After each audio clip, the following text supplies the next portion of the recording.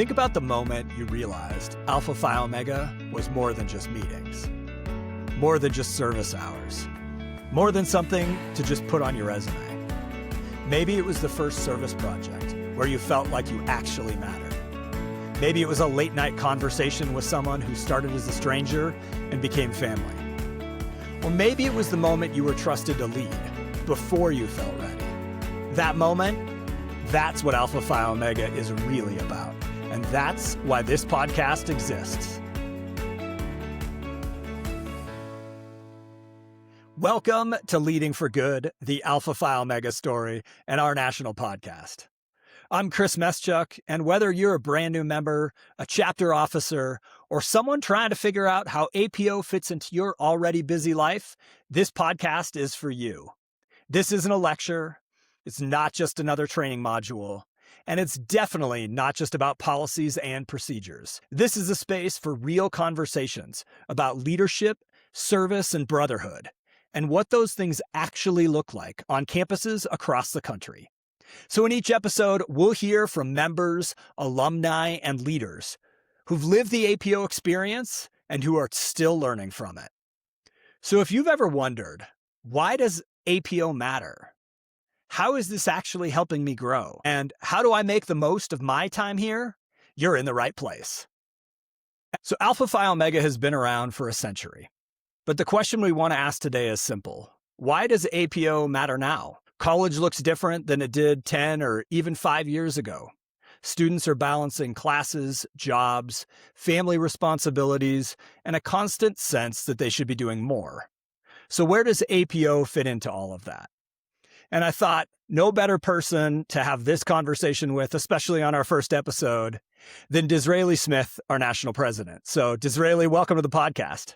Thank you. And I'm excited for this endeavor that we're taking on. I am as well. I think this is going to be pretty cool. So for those who maybe have never met you before, tell us a little bit about you, your APO journey.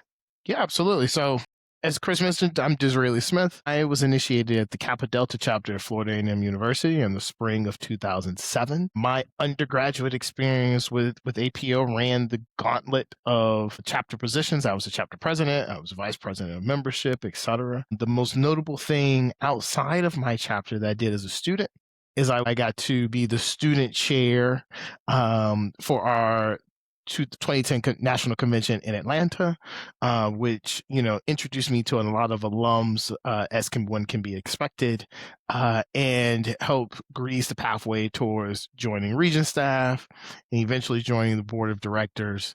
And then I was recently elected as the 28th National President of Alpha Phi Omega at our Centennial Convention in Philadelphia last December after serving 2 terms as the National Vice President. So you've had a pretty incredible APO experience. Let's rewind back to those college days. And what was it about APO that kind of added to your college experience? What did APO solve for you in college? Yeah, I would say 2 things. One, it gave me a brotherhood that actually is still prevalent today. I had 8 or 9, maybe up to 10 people in my wedding, like groomsmen in my wedding, and then I had folks who were ushers. Several of them were brothers. Either they were people older than me or they were people I ended up bringing into the chapter. And so that brotherhood and that sense of fellowship was something that I was in multiple other organizations at FAMU, the Marching 100, Alpha Kappa Psi, I was in SGA, etc. And I have close connections with folks from each of those organizations and entities, but it's different with my brothers from of the Kappa Delta chapter and Alpha Phi Omega. I think we were united in that desire to do service, the desire to be a leader, and the desire to be friendly with each other. Our chapter motto is that if you're to be anything at all, you must render service to all. And so instilling that into people, through not only through the process, but afterwards, and figuring out how can we be of service to the campus, to the community, to the nation, and to the world. as participating citizens, I think was critically important. I think the other thing that Alpha Phi Omega added to my college experience was real life opportunities to experiment and try. I considered like chapters like the most experimental rather learning ground for you to figure out how to lead people, figure out how to plan events, figure out how to try to be a better communicator, etc. And some things work, some things don't.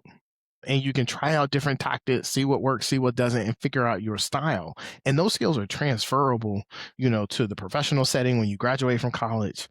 So let's dig into that actually a little bit more. All the organizations that you were in college, what made APO feel like something more than that? Not just another organization. Like, what was it in your chapter experience that gave it that depth that you were just talking about? Yeah, when I saw the brothers on campus, several of us were in the band as well, but they always were together. Like they always was wearing Nalia. They was always repping. They were always together. They were always spending time. And I think that was the difference. Like, it's just the togetherness and the cohesion that, APO had that the other organizations didn't, in part because of size. Our chapter has historically been a smaller chapter, say between 10 and 30 on a given basis. And I think that close knitness means that you actually have to spend time building connection, that you have to actually spend time understanding folks' backgrounds and stuff like that. And it makes for some interesting and fun stories. And what I always admired before I joined about the folks was that they were always trying to push for like that extra incremental mile, that extra incremental improvement. And you could see the difference when they were pushing each other. And I do believe that iron sharpens iron. And you could see how they were kind of push each other to be better in the band, push each other to be better students, push each other to be better people in general. And that continued push still even happens today. So I love that, actually. That's a good thread to keep digging in. And you started to touch on this earlier, but leadership in APO is different from leadership in the classroom, than a job. And some of it is that peer relationship. So describe a little bit from your perspective, like what did APO give you in those lessons of leadership that are really, gave you the foundation that you were experiencing now today? Yeah. I think the biggest thing that APO gave me was the fact that you're not going to get it always right the first time. Like that. I watch Star Trek. For those of you who are watching this on Star Trekkies, you understand that Kirk feels like failure is not an option. Like there's no win scenarios. And like, he manipulated the Kobayashi, thing to try to create a winning scenario, only to find out, there really are scenarios where you can't win. And so learning that lesson through the events we planned and the fact that you're not going to get it all right the first time. There were events we planned that were flops. There were events I was responsible for, that was a significant, did not go well. I've learned those lessons to varying degrees over time, and we're still learning them because we're human. And I think that really is the core of it. We are human. We are not perfect. We make mistakes. We're born to make mistakes. We're going to make mistakes. But how you learn and adjust and grow from them, I think APO gives an environment to do that in a way that actually is beneficial to you as a person, but also to society as a whole. Oh, I love that. And I think you're 100% right. I think part of the experience of APO is that it's learning how to lead people with real emotions, real stakes, and you can't fake that, Right. You can't fast forward through that. That's just part of the life experience, and it's part of what APO can give you. So let's shift gears here a little bit, and now let's go kind of to the macro, to the big picture, and talk about APO beyond your chapter. And it's one of the things that I know you and I have both heard a lot about, which is, I love my chapter, but the national fraternity, the national organization, it kind of feels far away from me. I don't feel as connected to it. And I think that's real. That's a real feeling that people have. And APO isn't just a collection of individual chapters. It's a national movement about people committed to leadership, friendship, and service. So when you have conversations with active members around the country and you hear that kind of disconnection from the national organization of APO, like what's your response? What do you say to that? Yeah, so I'd agree with everything you said. And I would tell people, have you tried to connect? Like, you recognizing you understand your own chapter's experience, but come sit in my shoes or come sit in someone else's shoes. And I think for me, and even our chapter, prior to me deciding I wanted to chair or apply to be the convention chair, we were a chapter that went to sectionals because we had to, went to regionals, but only sent like a couple of people because you had to. Most times sent a couple of delegates, usually the chapter president plus somebody else, went to convention because that was how we ingrained. You had to go, but never really engaged at the level of, the national organization. At convention at the banquet this past, December, swearing me in, there were 20 to 25 Kappa Delta brothers there. That was probably the most of them that had attended in 15 years, since about 20 to 25 of them attended in Atlanta, right? But I think the thing is, what we've learned in those 15 years is that you can maintain your chapter culture while still participating in the things nationally and understanding how the national fraternity operates, how it's moving, how it's actually just trying to accelerate and help you move further, faster through the things that you're working on, giving you tools, techniques, programs, etc., to actually help you learn and foster this environment of experimental learning to develop leaders through service while creating an environment that builds fellowship and builds a brotherhood and ultimately gives you a set of skills that will help you move through life. And I think that's why we exist, right? We exist to do those things. And a national organization can do it at scale, can do it at pace, can do it with some level of consistency. And so engaging in the national body allows you to type into that, but also engaging in the national body allows us to understand what you need so that we can meet you where you are. Because if I don't understand, and I say I as both the national president here, but at the same time, if the national organization does not understand what you need to be successful, what you need to drive to impact, what you need to further the service that you're doing, to further the things on your campuses, etc., then we can't deliver it. And I would at least like the opportunity to try. So I would encourage, if I was meeting brothers or chapters like that, and the folks who are listening to this, I encourage you to at least seek to understand. And you can do that through engaging your section chair, engaging your region chair, engaging alumni volunteers who are supporting, attending events. We are hosting another President's Academy this year, which is going to be may end up turning to be, president officers, etc. And if you can register now, and you don't have to know who's attending to register. You can register and fill in the name later. And so attending something like that, attending your regional conferences this fall, attending your sectional conferences if they are near you in the course of the spring, to try to get outside of your bubble. Because what unites us is a desire to be a leader, be a friend, be a service, right? Our cardinal principles unite us. But what actually makes us different is our individual experiences and what we bring to the table. And we are a better fraternity if we have more of those experiences at the table, more of those cultures at the table, more of those thoughts and views at the table, so that we can identify where is there common ground. What can we do as a national organization to move our individual chapters further, faster?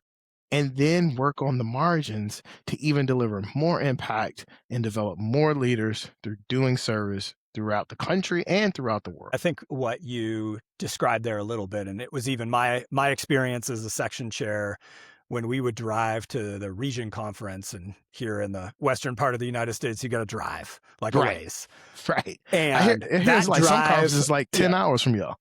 Yeah. And that drive home when I was a section chair with a car full of students, and the conversation, the energy that would come out of coming back from a region conference, or we were going to some summer training event. It was really special. And I think that's part of that magic of connecting. There's thousands of students across the country that are facing similar challenges. And chapters are solving problems in all kinds of creative ways, and to be able to learn from that. And then, as you described, it's a two-way street of we as a fraternity are also learning what are the needs? What are you interested in growing as a leader? What are you interested in doing to serve? And then we can provide that. And it goes back to what we talked about earlier of if we want to then develop leaders, being able to have those experiences, give those experiences, that's what's gonna build the momentum of building inclusive communities. Exactly. All right, Disraeli, that I think does it for us. First guest in the books here on the podcast. Thank you so much for joining us today. Absolutely. Take care. Now for something fast and different. It's time for what we call APO Soundbites. 5 voices, 10 seconds each. This week's segment comes from actives in Section C1, where we joined them on a service project called Klondike Derby. And our question was all about this episode. Why does APO matter? I'm Peyton. My chapter is Epsilon Xi. APO is such an incredible community. It's like its own little community, and then it's a big community because you're helping people out in your hometown, at your college. It's a great way to get connected. I'm Zoe. I'm from the Epsilon Xi chapter. APO matters to me because I was a scout and I enjoy upholding the values and morals of scouting while continuing to serve my community and making wonderful and amazing friends. My name is Tabor, and I'm from Gamma Theta chapter. APO matters because people are too quick to forget that community service should be fun, and it takes leaders in our community to bring people together and remind people just what an amazing opportunity it is to give back to this wonderful community. My name is Ainsley. I'm from Epsilon Xi. APO matters to me because it's an organization that brings people together on the shared principle of community service and making a world a better place. Hi, I'm Ella, and I'm with the Gamma Theta chapter. I love APO because I love my Boulder community and my greater APO community. I love seeing all my other chapter friends. I love showing up to my community and doing fellowship with my brothers from all around the world. It's a great time. Before we wrap up, let's make this practical. Here's 3 things that you can take back to your chapter this week. 1, leadership isn't about doing more. It's about helping others succeed. So ask yourself, who can I support this week? 2, service is most powerful when we understand why we're doing it. Take 5 minutes at your next service project to reflect, not just report hours. And 3, connection doesn't happen by accident. It happens when someone is brave enough to ask real questions. So try this one. What's been the most meaningful part of APO for you so far? They're small changes with a big impact. So what's coming this season? We're going to be diving into all kinds of great episodes, including how to lead your peers without burning out, running meetings that don't suck, building inclusive chapters that actually feel inclusive, and how the skills you're learning here show up long after graduation. We'll be featuring voices from chapters across the country because APO looks different everywhere, and that's a strength.